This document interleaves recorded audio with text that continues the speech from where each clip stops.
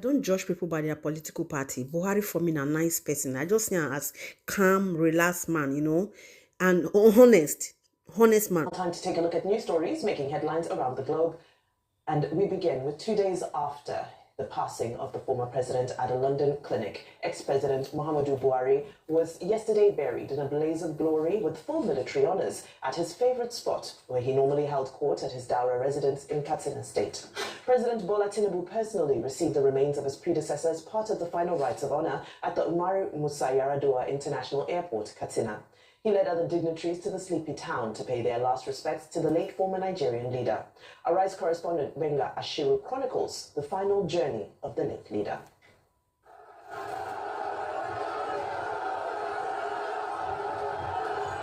Like the force of time that eventually humbles power, former President Muhammadu Buhari has now taken his place in living memory as the seventh Nigerian head of state to impact the world.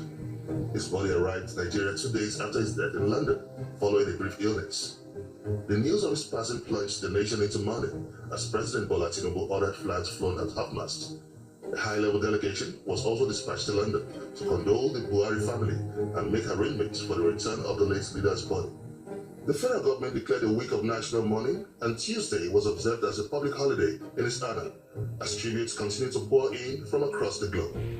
In an elaborate ceremony, a presidential delegation led by the president himself, alongside global dignitaries, converged on the Umaru Yar'Adua International Airport to receive Buhari's body under tight security. From there, a solemn procession began as the body was conveyed to Daura, about 90 kilometers from Katsina, his ancestral home. Amidst gun salutes, military honors, and a crowd eager for a final glimpse, Buhari's casket was received with pomade ceremony, a mark of respect for a man considered a disciplined leader and statesman. The burial, held in accordance with Islamic customs, was attended by family, friends, political associates, and citizens who came to pay their last respects. Muhammadu Buhari is remembered for his austere lifestyle, anti-corruption crusade, and infrastructure-driven policies. His military rule, 1983 to 1985, and civilian presidency, 2015 to 2023, shaped decades of Nigeria's political and economic discourse. His legacy is both as a military dictator and a democratically elected leader will remain a subject of debate, reflection, and historical inquiry for generations to come. Benga Ashiru. Regards President Buhari's burial. The truth is, he has come, he has seen, he has done his part. History will determine how he will be remembered. We have said our bit, we have done our analysis. But I think one thing I learned from that burial yesterday was, no matter high or mighty, no matter the homes you have, no matter the wealth you have, where you will have your final resting place is just 6 feet in the mud. So you building homes on earth that cannot lead you eternally is a waste of your time. Because your place of eternal rest is going to be a small grave dog for you. But also, on the flip side of it, what it reminds us is, the best place you should build your castles, humanity in the hearts of people. And I think that's instructive for all of us. Be you a rich man or a pauper, you will die someday. And all the houses and the big fat bank accounts you know or you have, you will not carry it anywhere. It's best you share whatever you have in your bank accounts in charity to humanity while you are alive.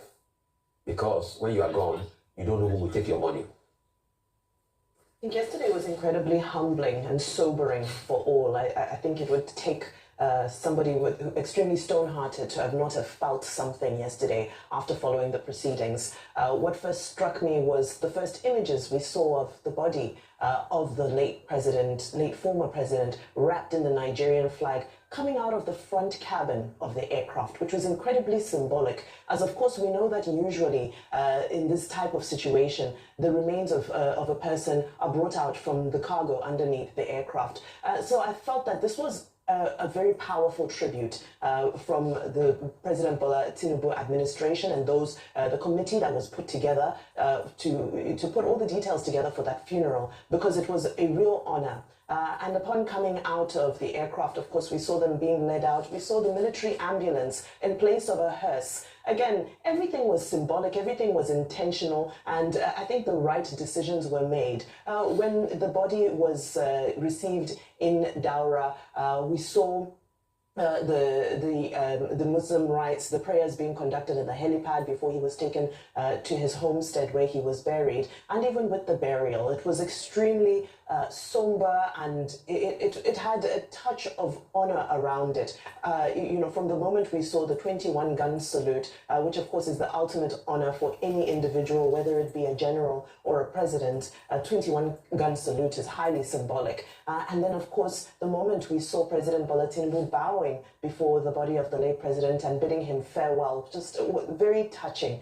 We saw Vice President Kashim Shettima leading those who were pouring some of the sand onto the grave as they were closing the grave. And for me also, the son of the president, Yusuf Buhari, also really stood out to me, because if you remember some of the stories we used to hear about Yusuf Buhari when his father was president, was around his love of power bikes and how he used to like riding his power bikes around Abuja. But to see that he's come into his own, and he was the head of the home in that occasion. He was a man. He was not a boy in that occasion. I saw when he took his father's military sword, he took the hat, he took his shoes, they folded the flag, they gave it to Aisha Buhari, and she held that flag, as if her life depended on it. She was utterly broken.